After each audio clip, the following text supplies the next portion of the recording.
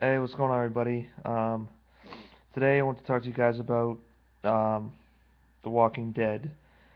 Now, typically I don't talk about movies, TV shows. I mainly do sports because sports is pretty much all I talk about on my channel. But I feel the need to talk about this because The Walking Dead is by far my favorite TV show on AMC and on all the television. I've really enjoyed the last two seasons. Um, they've been great.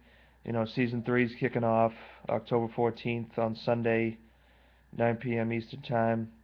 Um, and I'm expecting this season to be great. Um, you know, Season two last year was, a very good season.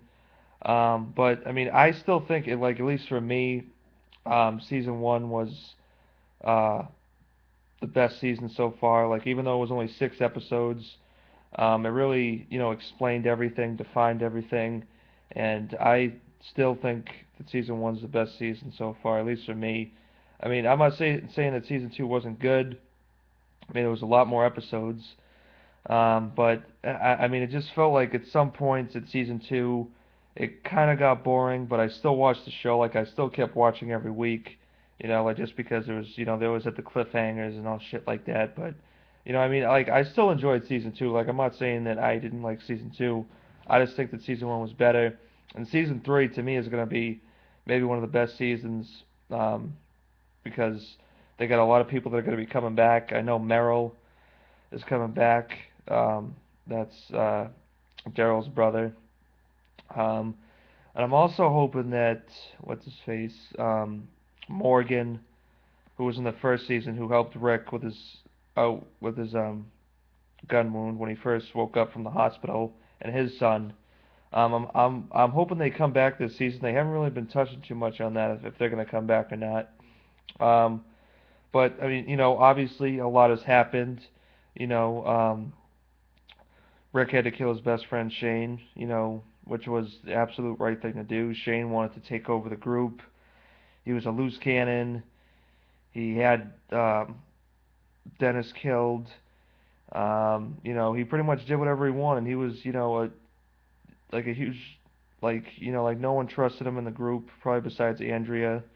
Um, you know, and I mean, it just, I mean, I honestly knew that it was coming, but I didn't think it was going to come at the end of the second season. I thought it would come down further down the road, but I didn't really like Shane. I thought he was an asshole. Um, you know, um, and it's just kind of fucked up how you see in the first season how close they are as friends, and then as things, start to unfold, after Shane pretty much banged Rick's wife, and they still don't know whose baby that is. I mean, it could be Shane's for all they know, but Rick's obviously believes that it is his, but it might be Shane's. Who knows? Um, but obviously we found out at the end of the second season that the virus is in all of them, which Rick didn't tell anyone for a while. Because after Shane died, he turned into a fucking zombie. And then Carl shot him in the fucking head and he was dead, and that was like, like what the fuck was that? It shocked the hell out of me.